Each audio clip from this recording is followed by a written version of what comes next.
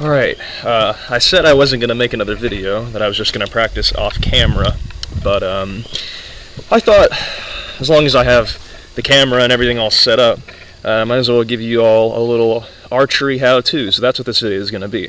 So I hope you enjoy. Alright, let me grab my bow. Alrighty then, so, hello there. My name is Chris, and I've been teaching archery at the Ohio Renaissance Festival for golly, the past like 5 years now, I think, because it's 2021. I first started working there in like 2015, 2016. 2016 was my first official year, but anywho. I've taught a lot of people, and I'd like to teach you. I've always wanted to do something on YouTube, and so this is that thing. Last time I tried to do this, the audio just didn't work. So, yeah, hopefully this lesson, we won't have the same problem. So, the first thing I ask people is whether or not they're right-handed or left-handed. Just, you know, what's their strongest hand, because I'm a right-handed shooter, so what I'll tell people to do, if they're also right-handed, is to hold the bow in their left hand and pull with their right hand. If you want to do it the other way, it's totally fine. I'm not trying to tell you what's the right way, what's the wrong way. That's up to you to figure that out. Nobody can tell you how to do it but you. I'm just here to give advice, suggestion. I'm not telling you what to do, I'm just suggesting on how you could do something. So, stand. Consider what I'm saying to be advice, not like demanding. You want to stand feet shoulder width apart, you know, get a nice good base going. I'm going to tilt down so you can see my stance. Just like this, you know, nothing, not too wide. You want to make sure you're not offset, your feet are square, shoulder width apart, and that you are actually standing sideways. So as you can see, my target is down there, to my left. So, I'm going to stand sideways with my left hand facing the target. So, it also matters because if you're right-handed, you're going to hold the bow in your left hand. I don't know if I said that already or not, but here we are. So, once your stance is nice and ready, you feel comfortable, you want to make sure you're holding the bow properly. Whatever hand is holding the bow, you want to make sure it's bent outward. Your elbow is not completely straight, because if your arm is completely straight, it is in what I like to call the danger zone. Right there, that's what can happen. Your string could just graze along your arm and give you a nice rash you don't want to have. Another thing it can do is just smack you right here, which is why some people wear an arm guard. But I just tell people to, you know, embrace my instruction, and then they won't need to do that. So if you keep your elbow out, not only does the string not hit your arm, it gives you a nice steady base to pull from. If your arm's overextended, when you go to let go, your left arm is going to be overextended, so it's going to want to do something you don't want it to do. So that's probably the most important thing that I could ever tell you about anything. Well, it's one of the most important things. Keep that elbow bent out away from the bow. Then what you're going to do, we're just going to pretend we have an arrow, but we're not going to fire yet, because that's called dry firing. It's not good for the bow. Normally when you pull, you're putting your energy into something. There's a lot of weight being put into these limbs when I pull back on the string like so. So you want to make sure there's always an arrow when you go to fire. If not, it just redirects the pressure back into the bow, so it's not good for the bow. It just weakens the integrity of the bow. There's an arrow, the energy gets transferred to the arrow and not the bow. So that's why you don't dry fire. So the next thing you want to do is, well, I guess we'll get our arrow ready. Well, I'll tell you how to pull with the right hand. How are you going to pull? You're going to make sure that your back elbow is as high as you can get it. That way you're using your back and your shoulders more. If you're pulling like this, the only muscle you're really using is your bicep. You also use your core in archery a lot too. So you want to make sure your back elbow's up, that this elbow's out, your body's nice and straight, and that you're not going to hit yourself. That's the most important thing. You don't want to hurt yourself. That's like my most important thing that I want to have happen to people. That's why when I give someone advice and I get slighted or snubbed, I'm a little hurt by it, because it shows they have no regard for other people's safety. Because if they're doing it the wrong way, let me demonstrate the wrong way for you. Which is perfect, because we're moving on how to put the arrow in the bowstring. So normally, this is not how you should be doing it. If you look at Lars Anderson on YouTube, this is how he does it, but he's a professional, so he's allowed to do what he wants. For the people who don't know, or are looking for, like they've never done it before in their life, don't start this way. Because if you go to shoot That's what's going to happen. There's nothing to hold the arrow in place, so that might lead some intuitive people to think, oh, let me just stick my thumb right here. But that's also not good, because A, if your thumb's here, it's slowing down your arrow. As you can see, it's not able to go. It's just slightly moving. So, what you can do is, you can keep it on this side if you want to, but you have to make sure you're twisting the string to the left. So it's a lot harder to do, to try to keep it like, and it still has a tendency to want to come off. So what do I tell people? Put it on the left side of the bow if you're right-handed. And if you're left-handed, you're going to stick it on the right side of the bow. So, just for the sake of the camera's orientation, I'm going to show you the right-handed way. So, back to your original stance, put the arrow on the left side, and every arrow is going to have 3 feathers. One's going to be the same color, or 2 are the same color, one's a different color. So these 2 are red, this one's white. The nock, as you can see, there's only 2 directions your arrow can go in, this way or this way. So once it's in the bowstring, you want to make sure the odd color is out like this. That way, when the arrow gets released, it has this nice smooth path to follow. It just lifts it up and it'll go onto the target. If it's backwards like this, that white feather is just going to get ripped off by the bow. So to avoid damaging your arrows, it's important that you do it this way too. Now, this is actually Gypsy, my Australian Shepherd. This is her hair, because her hair is like super soft. I don't know what it is. I think she's like part sheep or something. So normally this isn't here. So you have to spend a little bit more time trying to hold the arrow in the bowstring while you're pulling the bowstring, and that's kind of a complicated endeavor. So it helps if you have something that can hold it for you. Some people use it as more of a placeholder, so they know where to put it, but as long as the string, you don't want it to be too thick too, because it'll just pull your nock out. So these, as you can see, it can slide a little bit. So I like to thicken it just a little bit. Another thing you want to make sure that you're doing, not only that this odd color is facing out, I use that term out, I say this is in, inside, outside. What was I going to say? Funny, you teach people so many times you just forget. Never done it like this before. So, odd color out. There's something, man, this is killing me.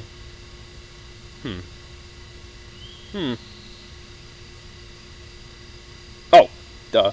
Because I'm looking right at it, that's why. You want to make sure it's flat. Like, I would know what the problem is if I saw that the arrow is notched like this. It's just angled downwards, so that's where it's going to go. Same thing if it's angled upward. It's just going to go up. So try to find a spot that's nice and level, flat. Also make sure it's actually nocked. If it's not nocked, the arrow is not going to go anywhere. That's how the arrow is able to go from A to B. So, we're all set. We're ready to fire. Now, the first most important thing comes into play here. Keep that elbow out, away from the bow. It might seem a little unnatural at first. Your normal tendency is to keep your arm a little bit straighter. But if you keep that elbow bent, when you do go to pull, your arm's a lot more steady. It's got this base to it. If your arm was already like this when you went to pull, your arm's a little bit more overextended. So, that's the advice I give. Just keep your elbow out of the way, you got nothing to worry about. And it'll also make your archery better.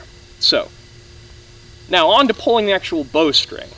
This is what I tell people to do. And obviously when I tell toddlers and young children how to do it, they have a little bit harder of a time understanding this, so I'll try to go as slow as I can. Make your fingers into a pair of scissors, like this. And there's this crease on your knuckle.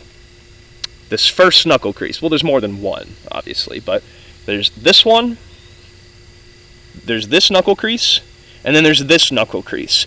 That's where you're going to put the bowstring. Right in that knuckle crease, the first one, not the second one. Because if you curl your fingers around the bowstring, watch what happens when I pull. The tendency is for the arrow to go off the bowstring. So like if you curl your fingers, that's what's going to happen. It's going to fall off. Because in the words of DMX in the song, X Gon' Give It To You, he says, don't get it twisted. And that's precisely what you're trying to avoid. You don't want to twist the bowstring. This is something a patron actually pointed out to me one year when I was working at the fair. He mentioned how when you pull, this is what's happening to the string. Watch. It's twisting. That's what's happening. That's why the arrow, if you put it on the wrong side and you go to twist it, if you go to pull, what happens is it's twisting inside. Alright? So if it's on the wrong side and you go to pull, this is where it's twisting. It's twisting and the arrow is going to go this way. So if you put it on this side and you pull the exact same way, the string is still twisting and it's wanting to push the arrow inside, like this. This way. So it'll hold the arrow for you. So let's just, for the sake of demonstration, even though I'm in a position that I shouldn't be in for doing archery, it holds itself. It holds it for you. You don't have to spend time putting your finger up here, putting your thumb up here. It'll hold it for you as long as you keep your back elbow up when you pull. That's another thing. When you keep that back elbow up, it not only keeps your arrow on here, it keeps your back straight, and you use those back muscles. So, it's important not to just use your biceps, that you use your core, your back, and your shoulders when you do go to pull. So, 23 years old. I feel like I'm getting too old for this. So, how are you going to do it? Elbow out. Well, first your stance. That's the first thing. Second thing, how you're holding the bow. Third thing is the arrow. Fourth thing is actually shooting. So keep that elbow out, back elbow up, and this is what you should look like before you pull. Now, where are you pulling to? Well, that's an excellent question. Where you pull to is up to you. It could be, I try to do my cheekbone. I try to have my thumb pointed down like this so that my thumb's not in a different spot every time. Where you pull to every time is called your anchor. So it's very important your anchor is the same every time. You don't want to be pulling to your ear, and then to your chin, and then to your cheek. Because see how in all of these different places, I'm pulling to a different point, meaning that there's more or less force I'm pulling with. So if you pull to the same point, that's all part of consistency. You don't want to be standing differently every time you do it. You don't want to be changing anything. You want to try to make sure you're doing it the same way every single time, and then it becomes muscle memory. You don't have to spend a lot of time thinking about technique, you're just doing. See, I didn't hit the wood that time. So, another thing that people ask me a lot is, how do you let go? Well, I don't get that question a lot. I'm thinking of another question. How do you let go? All you're doing is pulling the string and then getting out of the string's way. That's it. You know, that's it. There's nothing too fancy. So as I tell people, like Idina Menzel or Elsa from Frozen, let it go. That's it. That's all you got to do. This is the question that I was thinking of before I thought of the let it go question. People ask me, how do you aim? Now this is a good one, because what I used to say is that your anchor is how you aimed. How are you looking down the arrow? You know, I keep both my eyes open, but how are you looking down it? But I realize that's not true. That's not how you're aiming. You're aiming with the left hand, not the right hand. This is how you're aiming. Another reason why you want to have your elbow bent out and the same way every time is so that this is consistent. If you're pulling from here, then from here, then from here, then from here, everything's going to be different. Everything. You can't have a reasonable expectation when it comes to consistency because your form's not consistent. So, first thing, feet, shoulder width apart, all right? Not offset. Second thing, make sure your elbow's bent out, away from the bow. Third thing, put your arrow in, odd color out, nice and flat. Fourth thing, keep your back elbow up as you pull, and make sure you're pulling the string, not the arrow. It's another thing. I see some people doing this. I don't know what's going through their head, why they think like this is the right way to do it. Or they'll just curl their fingers, they'll just wrap like their entire fist around here, but this is what happens. When you go to let go, you're actually twisting the string more. So you really curl your fingers, then when you go to let go, you're ratcheting, you're twisting it.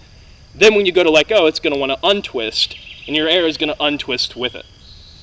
So, why don't I point your attention down here to the target, and you won't be able to see me, but you'll be able to watch. So more right-handed practice for me.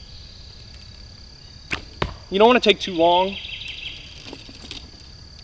because then you're just putting your muscles under more stress than they need to be. But take your time. You don't want to be doing it too quickly, because these targets, they're not moving. So you don't have to be like, really quick. Make sure you get it before it moves. But just nice and easy.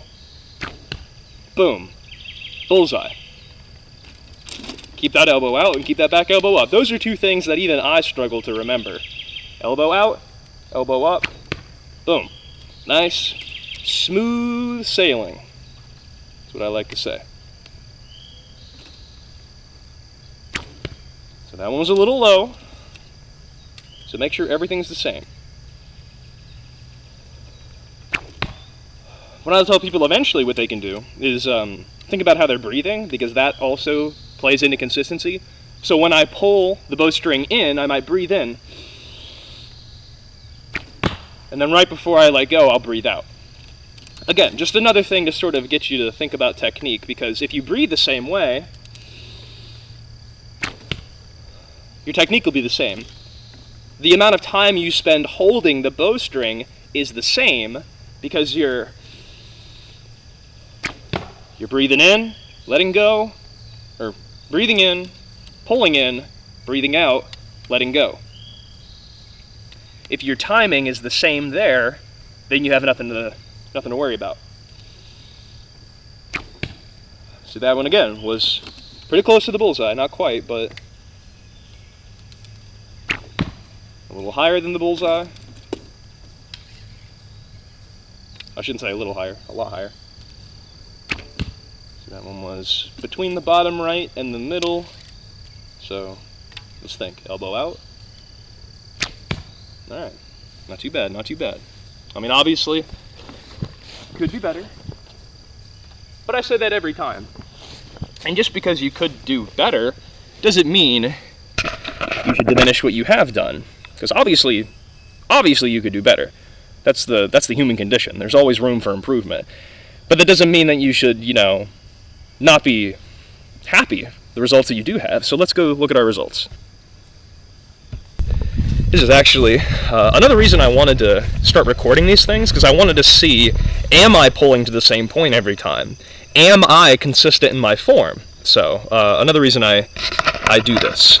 But we'll get there eventually, when I can have a camera back there and a camera up here, capturing as it's hitting the target, and back there you can see me, you can see the correlation, I guess, between what was my form like on that shot, and then what was the result of that shot. So look right here. This is what I'm talking about. All right. This is what I'm talking about. This is some good stuff right here. Okay. Like that's what we're going for. That's what I was aiming at, and that's what I hit. I can't exactly explain how it happens, because look, there's one here, there's one here. They're all over the place, but not this one. This is accuracy. So these two hit the same spot. So this is more of consistency, just like these two, consistent in the same spot. But this is accuracy. Accuracy is hitting what you need, what you wanted to hit. So let me pause it here and get the errors out. And that's it, folks. I know this lesson was a lot longer than I thought it was going to be. And I promise you that my lessons at the Renaissance Fair are a lot shorter. They are not 20 minutes long.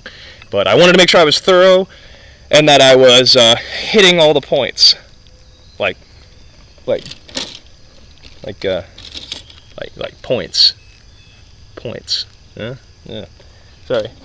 I also have really bad archery jokes that I call innuendos. Anyway, my way of having fun up at the fair. Even though I think that's what the Renaissance Fair is. It's all fun, which is not something we do anymore. Life's not about having fun anymore. It's about taking it seriously. It's about working. And while teaching at the Renaissance Fair is a job for me, it's a lot more of a passion. I'm really enthusiastic about teaching. When I first tried to do this and I found out the footage is not what I expected, because half of my footage there just wasn't any audio, I was really discouraged. But I remembered, I've taught this 1,000 times. Why would it bother me if I have to do it again? So don't get discouraged. We all have times in life where We don't know whether or not we can do it. And it takes practice to believe in ourselves. If you're someone who experientially doesn't, always believe in themselves, then you got to change your mindset, because you are more capable than you think. I'm more capable than I think sometimes, because sometimes I think I'm really incapable when I'm not, and it's just something to remember. You might feel inadequate now, but later you won't. I promise. The more you practice, the more comfortable you feel with it. I don't feel inadequate as a teacher. Maybe I feel inadequate as an archer, but not as a teacher. I feel comfortable in my lesson plan. So I encourage you to come out to the Renaissance Festival. It's in Harveysburg, or Waynesville, in Ohio. It's open the Labor Day weekend, so the beginning of September to the end of October. It happens every weekend. There's even themed weekends. If you go to the Renaissance Fair website, I will put that in the description. You can come see me and do archery. I have a whole different garb that I wear. My bow's the same, my quiver's the same, my arrows are the same, but I wear tights. I have a tunic I wear, and I have a hat. Actually, hold on. So, like I said, I have a hat. Here's my hat. It's got broken arrows in it, so you know what I'm all about when I'm up there. And then the queen, actually, where is it? Let me just take it off and show it to you. The queen of the Renaissance Fair, I'm quite proud of it, gave me this. I was doing my puns for her, and she was quite impressed by me, so she gave me this pin, and now I wear it with pride and with honor. So, Renaissance Fair, every weekend, September through October. Check it out. If you've never gone to the Renaissance Fair before, I highly encourage that you do, because it's a very accepting place for people, and you might just find that you've been looking for it your whole life. I first started doing it because after Pee Wee football games on Saturdays or Sundays, I would go up there with my family, and almost the whole time I was there, I'd be doing archery. In fact, my senior year of high school, I went up with two friends of mine, Hunter and David, and I don't think they had ever really gone before, but I had gone countless amounts of times, and so when I went with them, shamefully enough, I just spent my whole time at the archery range. I love it, man. I absolutely love it. I adore it. To my great love, my bow. And that's just a taste, folks. So if you go up to do archery, you'll see me up there. I'm there every time. I wouldn't miss it for the world. So yeah, this is turning into a lot longer of a video than I anticipated, but I really wanted to make sure that people knew what my lesson was all about, what I'm about, and what the Renaissance Fair is all about. So please go. I'll try not to forget to put that link in the description. But, another thing, themed weekends. They have, like, Barbarian Invasion. They'll have a romance weekend, a time traveler weekend. So you can pick what weekend is best for you. Like, what you would like to do as much as you would like to do. So if you're a real Doctor Who fan, then you might go on Time Traveler Weekend. But if you have a kilt or something, you might go on, not Barbarian Invasion. There is a Celtic Weekend, I'm pretty sure. So, that's that. Thank you for watching this very long archery tutorial and subsequent pitch or plug for the Renaissance Festival. But I've been doing it. When I went up with my friends, I just did archery the whole time, and they were like, why don't you just work here? And I'm like, that's a good idea, I should do that. So, ever since that day, but officially, it began when I was a freshman in college. That's when I first started teaching. In fact, there's another video on my YouTube channel where that is I'm actually in my full attire, and I'm giving people, my fellow colleagues, an archery lesson in front of the classroom. But the video recording isn't stellar because you wear this device where the camera tracks you as you move. So the audio is not great, but the lesson is, I think. Like, I got an A on that speech. So, yeah, that's it. Sorry I'm really stretching it out here, but yeah. I encourage you to do archery, I encourage you to go to the fair, and I encourage you to become a content creator of your own. Whatever it is that you might want to do, I highly encourage you to do it, because my life feels a whole lot more meaningful knowing that I'm actually doing something. Something productive, something that'll actually amount to something. I think it will anyway. But toodles. Thanks for watching.